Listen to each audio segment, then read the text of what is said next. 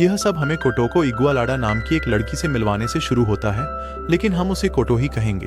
कोटो अस्पताल की बेंच पर बैठी है और फिर वह कुरोन नाम के एक लड़के से बात करने के लिए जाती है, जो हमारे मुख्य पात्र हैं। वह उसे नमस्ते कहती है, लेकिन लड़का उलझन में है क्योंकि वह नहीं जानता कि वह कौन है। फिर वह कहती है, तुम उस लड़की को कैसे नहीं याद कर सकते जिसने तुम्हारी जान बचाई थी? लेकिन वह जवाब देता है कि उसे याद नहीं आता कि वह कभी इतना खतरे में था कि किसी को उसकी जान बचानी पड़े। हालांकि कोटो उसे बताती है कि 2 साल पहले इसी अस्पताल में वह गलियारों से गुजर रहा था और कुछ बच्चे वहां से गुजरे और गलती से उसे धक्का दे दिया, लेकिन उसके गिरने से पहले कोटो ने उसे बचा लिया और उसके गिरने से पहले पकड़ लिया। उस दिन कुरो और उसकी गर्लफ्रेंड साकी ने उसका धन्यवाद किया और उसने वादा किया कि वह उसे हमेशा याद रखेगा, और उसी क्षण कोटो के लिए यह पहली नजर का प्यार था। कोटो कुरो को देखकर बहुत मोहक हो गई और उसने उसे बकरी जैसे आकृति के रूप में संदर्भित किया, 2 शैतानी सींगों के साथ, लेकिन बाकी सभी को वह एक सामान्य लड़के की तरह दिखता है। हम अब वर्तमान में वापस जाते हैं और किरो उसे बताता है कि अब उसे वह याद है और फिर माफी मांगता है और उससे कहता है कि उसे लड़कियों के चेहरे याद रखने में अच्छा नहीं है, खासकर जब उसने एक नई टोपी पहनी है। फिर वह उसके बगल में बैठ जाती है और खुद को फिर से परिचित कराती है ताकि वह उसे फिर कभी नहीं भूले। फिर कोटो सुझाव देती है कि उन्हें डेटिंग शुरू कर देनी चाहिए, क्योंकि उसे पता था कि उसकी पूर्व प्रेमिका साकी के साथ उसका रिश्ता समाप्त हो गया था और वह अकेला था। लेकिन वह चाहती है कि वह उसे बताए कि वे क्यों अलग हुए, और तब वह उसे बताता है कि एक रात जब वे दोनों नदी के पास से गुजर रहे थे तो एक राक्षस प्रकट हुआ, इसलिए वह भाग गया और केवल अपनी गर्लफ्रेंड को छोड़ दिया, और यही कारण है कि वे अलग हो गए। लेकिन कोटो उसे बताती है कि यह झूठ है और वास्तव में हुआ यह था कि राक्षस वास्तव में कुरो से डर रहा था, और उसकी गर्लफ्रेंड भी अब उससे डर गई थी क्योंकि उसने देखा कि राक्षस कुरो से कितना डरा हुआ था, और इसने उसे यह सवाल करने पर मजबूर कर दिया कि वह वास्तव में कौन है। फिर कोटो बताती है कि सभी राक्षस उसके असली पहचान को जानते हैं और उसे बाकी सभी से बहुत डरावना मानते हैं। फिर कुरो कोटो से पूछता है कि वह वास्तव में कौन है।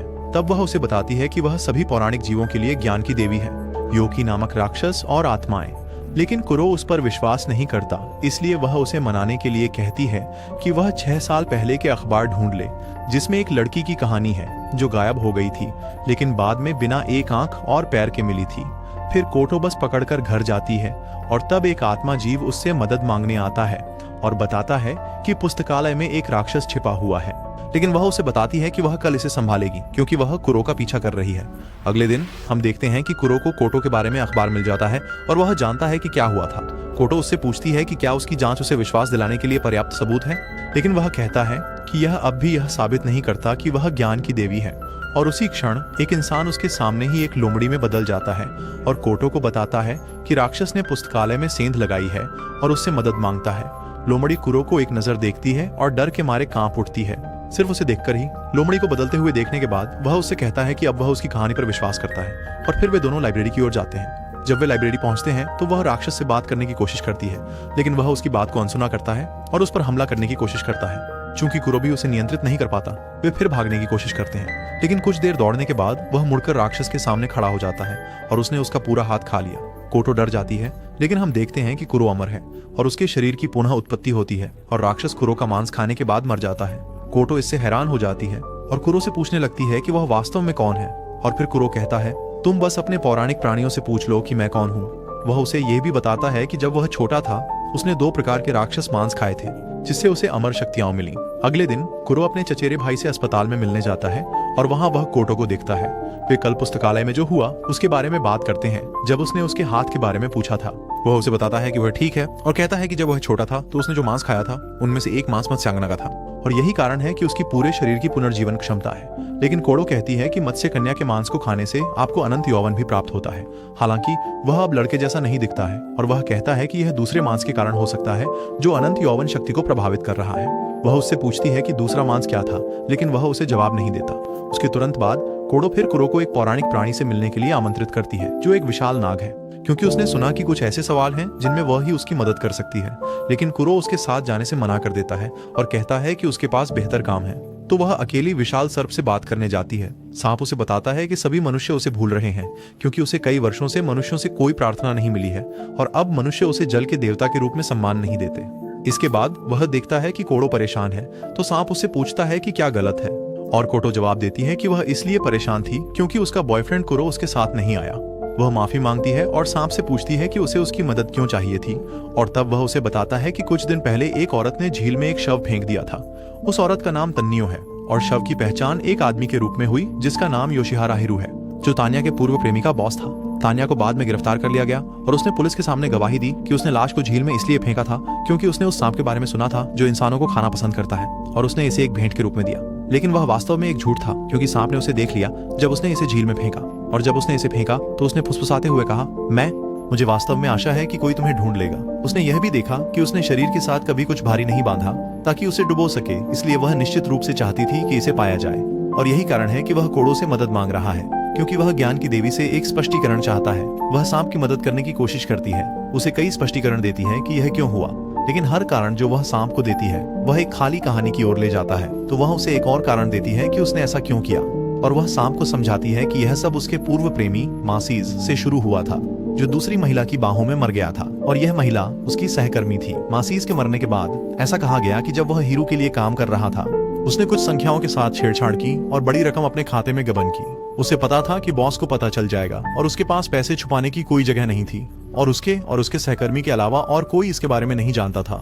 इसलिए दोनों ने बाथटब में एक साथ मरने का फैसला किया। उस समय तनियो उसका बच्चा लिए हुए थी और उसने सोचा कि वह उस आदमी के बच्चे को जन्म देने वाली थी जिसने अभी उसे धोखा दिया था। बाद में उसका गर्भपात हो गया, इसलिए उसने क्रोध में गर्भस्थ शिशु को नदी में फेंक दिया। तानेयो ने अपनी जिंदगी में आगे बढ़ना तय किया और शहर से बाहर चली गई और अब उपनगरों में अकेली रहती है। वर्षों बाद हीरो उसके घर आता है और उसे कबूल करता है कि वास्तव में उसने ही पैसे का गबन किया था, और वह मचाई और उसका सहकर्मी ही दो लोग थे जो इसके बारे में जानते थे और इसे सार्वजनिक करने की धमकी दी। तो उसने दोनों को मार डाला। उसकी स्वीकारोक्ति सुनने के बाद उसने बॉस से बदला लिया और फिर उसका शरीर नदी में फेंक दिया, उम्मीद करते हुए कि पुलिस पूरी नदी की तलाशी लेगी, उम्मीद करते हुए कि वे उसके अजन्मे बच्चे को ढूंढ लेंगे जो उसे मोची के साथ था।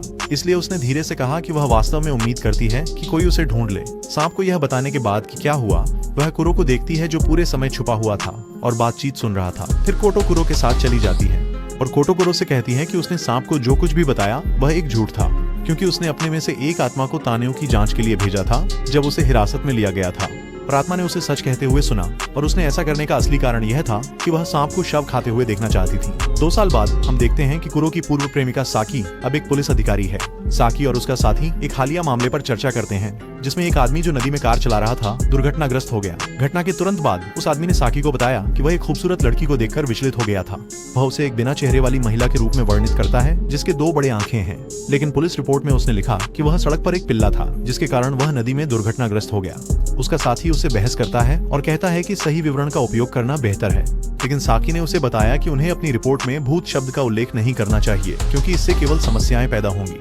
साकी ने अपने साथी से कहा कि यह स्टील लेडी नामक भूत का काम है, जिस पर वह जवाब देता है कि उसने स्टील लेडी के कई समान मामलों के बारे में सुना है, लेकिन फिर भी वह इस बात पर विश्वास नहीं कर सकता कि भूत वास्तव में होते हैं। उसके साथी के जाने से पहले वह उसे बताती है कि योक्काइडो में ये आत्माएं उनके संसार में मौजूद हैं, और यह कि उसका अपना पूर्व प्रेमी कुरो भी इन राक्षसों जैसा था लेकिन मानव रूप में, और इसी कारण उसने उससे रिश्ता तोड़ लिया। फिर वह जांच करना शुरू करती है कि घटना कहाँ हुई थी, और वहाँ उसकी मुलाकात कोदो से होती है जो उस पर गिर पड़ता है। कोदो स्टील लेडी का सामना कर रहा था और यही वह समय था जब साकी ने स्टील लेडी को हराना चाहती थी, इसलिए वह उसके पास दौड़ती है और उससे लड़ने की कोशिश करती है, लेकिन उसका हाथ उसके शरीर के आर पार चला जाता है। फिर स्टील लेडी ने उस पर एक धातु की बीम फेंकी और उसे गिरा दिया। कोटो उसकी मदद करता है और स्टील लेडी से संपर्क करता है, और थोड़ी देर बाद भूत भाग गया। साकी कोटो से पूछती है कि वह भूत को कैसे मार पाई जबकि वह नहीं कर पाई, और फिर वह यह समझाती है कि वह अन्य इंसानों जैसी नहीं है। कोटो साकी को समझाता है कि उसे जो कुछ भी हुआ है उसे भूल जाना चाहिए और पुलिस को शामिल नहीं करना चाहिए क्योंकि इससे कई समस्याएं होंगी। फिर सांची अपना बैज निकालती है और उसे बताती है कि वह एक अधिकारी है। फिर उसे स्टेशन ले जाने की पेशकश करती है ताकि आगे पूछताछ की जा सके, और उसकी लड़ाई के दौरान लगी चोटों का इलाज करने की पेशकश करती है। लेकिन उसका बैज देखने के बाद उसने नाम पढ़ा और महसूस किया कि वह कौन थी, और इस बात से हैरान रह गई कि उसने अभी अभी किरो की पूर्व प्रेमिका से मुलाकात की है। वह कहना शुरू करती है कि अगर उसे शुरू से पता होता कि वह कौन है तो उसने उसे स्टील लेडी से नहीं बचाया होता। फिर साकी उससे उसके अशिष्ट होने के कारण नाराज हो जाती है। वे साकी के अपार्टमेंट की ओर जाते हैं और कोटो उसे बताती है कि वह और कुरो अब डेटिंग कर रहे हैं और प्यार में खुश हैं। वह साकी को उनकी एक साथ की तस्वीरें दिखाती है, लेकिन तस्वीरें देखने के बाद वह उससे कहती है कि उन्हें एक साथ नहीं होना चाहिए क्योंकि वह सभी तस्वीरों में दुखी और असंतुष्ट दिखता है। कोटो नहीं, कोटो असहमत है, लेकिन साकी कहती है कि वह जानती है क्योंकि वह उससे 4 से अधिक साल तक डेटिंग कर रही थी। साकी कोटो से पूछती है कि जब वह स्टील लेडी का सामना कर रही थी तो कुरो वहाँ क्यों नहीं था, और कोटो जवाब देती है कि वह लगभग 1 हफ्ते पहले गायब हो गया था और आखिरी चीज जो उसने की वह थी उसे संदेश देना कि उसे ढूंढने मत आओ। कोटो जाती है और परिवहन के लिए एक विशाल कंकाल के रूप में एक आत्मा का उपयोग करती है। उसके बाद साकी स्टील लेडी के बारे में और यह जानने के लिए जांच शुरू करती है कि वह मरने से पहले कौन थी। उसने पता लगाया कि उस लड़की का असली नाम वास्तव में कारिन नानासे है। वह उस समय 18 साल की थी और जीवन में अच्छा नहीं कर रही थी, जब तक कि खैर एक दिन उसे मुख्य अभिनेत्री के रूप में एक महत्वपूर्ण भूमिका मिली और वह एक प्रसिद्ध आइडल बन गई और कई लोगों द्वारा पूजी जाने लगी जो उसे फॉलो करते थे। वह खोज जारी रखती है और एक वेबसाइट पाती है जो आइडल के बारे में बात करती है। यह एक फैन विकी पेज है और वहाँ उसे नानसे के बारे में सारी जानकारी मिलती है। वह विकी पर क्लिक करती है और वहाँ उसके पिता की मृत्यु के बारे में बताया गया है। ऐसा प्रतीत होता है कि उसके पिता की मौत सीढ़ियों से गिरकर एक दुर्घटना में हुई थी, लेकिन फिर अफवाहें थीं कि नानसे ही वो थी जिसने उसे मारा था। उसके पिता ने उसे मशहूर होने और अपने परिवार को शर्मिंदा करने के कारण नफरत की। इस अफवाह के कारण नंसे को अस्थायी रूप से अभिनय छोड़ना पड़ा। कुछ दिनों बाद नंसे की मौत एक निर्माण स्थल पर उसके ऊपर स्टील की बीम गिरने से हो गई। कोडो भी अब स्टील लेडी को हराने का तरीका ढूंढ रहा है, क्योंकि उसके सभी आत्माएं और छोटे जीव उससे बहुत डरते हैं और चूंकि वह उनकी देवी है, उसे लगता है कि उसे रोकना होगा। बाद में कोटो एक रेस्तरां में जाती है और वहाँ एक आत्मा उससे कहती है कि स्टील लेडी दिखाई दी थी। वह स्थान पर पहुंचती है और उसे किसी से लड़ते हुए देखती है और वह कुरो था।